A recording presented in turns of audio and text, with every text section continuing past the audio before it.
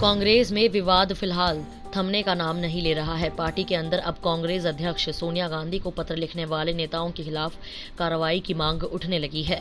Party के कई नेताओं का मानना है कि पत्र के मामले में आलाकमान को फौरन सख्त रुख अपनाते हुए कड़ा संदेश देना चाहिए। इस बीच ऐसे संकेत है कि असंतुष्ट नेता अपनी आगे की रणनीति बनाने के लिए जल्द एक और बैठक कर सकते हैं। पार्टी के एक वरिष्ठ नेता ने कहा कि कांग्रेस नेतृत्व जिस तरह इस विवाद से निपट रहा है, उससे असंतुष्ट नेताओं के हौसले बढ़ रहे हैं। कांग्रेस कार्य समिति में 7 घंटे की चर्चा और पार्टी अध्यक्ष के सब कुछ भूलकर आगे के आग्रह के बाद भी असंतुष्ट नेता बयानबाजी कर रहे हैं। इसलिए पार्टी को इस मामले में फौरन सख्त कार्रवाई करनी चाहिए। पत्र लिखने वाले नेताओं के खिलाफ कार्रवाई की मांग CWC में भी उठी थी। कांग्रेस कार्य समिति की सोमवार को हुई बैठक के बाद पार्टी ने संसद से संबंधित लिए गए निर्णयों में असंतुष्ट नेताओं को संदेश देने की कोशिश की है। लोकसभा में पार्टी ने मनीष तिवारी और शशि थरूर को कोई जगह नहीं दी है। वहीं राज्यसभा में विपक्ष के नेता गुलाम नबी आजाद और उपनेता आनंद शर्मा का कद कम करते हुए 5 सदस्यीय समिति का गठन किया है। इस समिति में अहमद पटेल, जयराम रमेश और KC वेणुगोपाल को भी शामिल किया गया है। अभी तक राज्यसभा में पार्टी के निर्णय आजाद व आनंद शर्मा लेते थे। LAC पर तनाव के बीच ITBP संगठनात्मक तैयारियों को पुख्ता करने में जुटी है।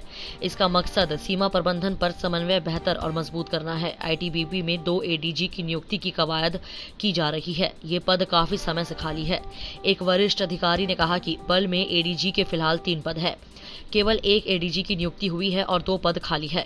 अधिकारी ने कहा कि ITBP में ADG रैंक में इसके कैडर से कोई अधिकारी नहीं है और इस सिलसिले में डिपार्टमेंटल प्रमोशन समिति की बैठकें लंबित है। लेकिन सीमा पर तनाव के बाद अपने कमान में बेहतर समन्वय स्थापित करने के लिए अधिकारियों के रिक्त पद जल्द भरने की जरूरत महसूस की जा रही है। गौरतलब है कि केंद्रीय मंत्रिमंडल ने पिछले साल अक्टूबर में 2 कमानों के गठन की स्वीकृति प्रदान की थी। जून में चंडीगढ़ और गुवाहाटी में अपने 2 नए स्वीकृति कमानों का संचालन शुरू करने का आदेश ITBP ने दिया था। ये चीन से लगी 3488 किलोमीटर लंबी वास्तविक नियंत्रण रेखा LAC पर सैनिकों की तैनाती की निगरानी करेगी। दिल्ली दंगों के पीछे मुख्य साजिशकर्ता माने जा रहे आम आदमी पार्टी से निलंबित पार्षद ताहिर हुसैन को अदालत ने 6 दिन की रिमांड पर प्रवर्तन निदेशालय के सुपुर्द कर दिया है। ईडी ताहिर हुसैन से धन शोधन को लेकर पूछताछ करेगी। ईडी ने अदालत को बताया कि वह ताहिर हुसैन संपत्ति व दंगों में इसके इस्तेमाल को लेकर कई अहम जानकारी जुटाना चाहती है। कड़कड़डूमा अदालत में ईडी की तरफ से बीते 24 अगस्त को ताहिर हुसैन को रिमांड पर लेने के लिए याचिका दाखिल की गई थी। याचिका में कहा गया था कि दंगों में ताहिर हुसैन की मुख्य भूमिका सामने आ रही है। मार्च में ही हुसैन के खिलाफ ईडी ने जांच शुरू कर दी थी। जांच में पता चला था कि ताहिर ने दंगों के लिए बहुत सारा पैसा समुदाय विशेष को वितरित कर हथियार खरीदने को कहा था। हालांकि आधिकारिक तौर पर ईडी ने पहली बार दंगों के मामले में सीधे हस्तक्षेप किया है। ईडी का कहना है कि ताहिर को लेकर उन्होंने बहुत सारे ऐसे तथ्य जुटाए हैं जिसमें उसकी संलिप्तता को साबित करना आसान होगा। अब बस उसे रिमांड लेकर उन तथ्यों की पुष्टि करनी है। अरबपति एंटरप्रेन्योर एलन मस्क के न्यूरोसाइंस स्टार्टअप न्यूरोलिंक ने शुक्रवार को एक ऐसे सूअर का प्रदर्शन किया जिसके दिमाग में एक सिक्के की जितनी कंप्यूटर चिप लगी हुई थी। ये इंसानों में होने वाली बीमारी के इलाज को बेहतर करने की दिशा में एक शुरुआती कदम है। इसके जरिए वह इंसानों में होने वाली कुछ दिमागी बीमारियों के इलाज को लेकर एक तरह का ट्रायल कर रहे हैं। 2016 में एलन मस्क ने सैन फ्रांसिस्को में न्यूरोलिंक की स्थापना की थी। न्यूरोलिंक का उद्देश्य इंसानों के दिमाग में एक तरह का वायरलेस कंप्यूटर स्थापित करना है जो इंसान को अल्जाइमर, डिमेंशिया और रीढ़ की हड्डी की चोटों जैसी बीमारियों से लड़ने में और उनसे ठीक करने में मदद करेगा।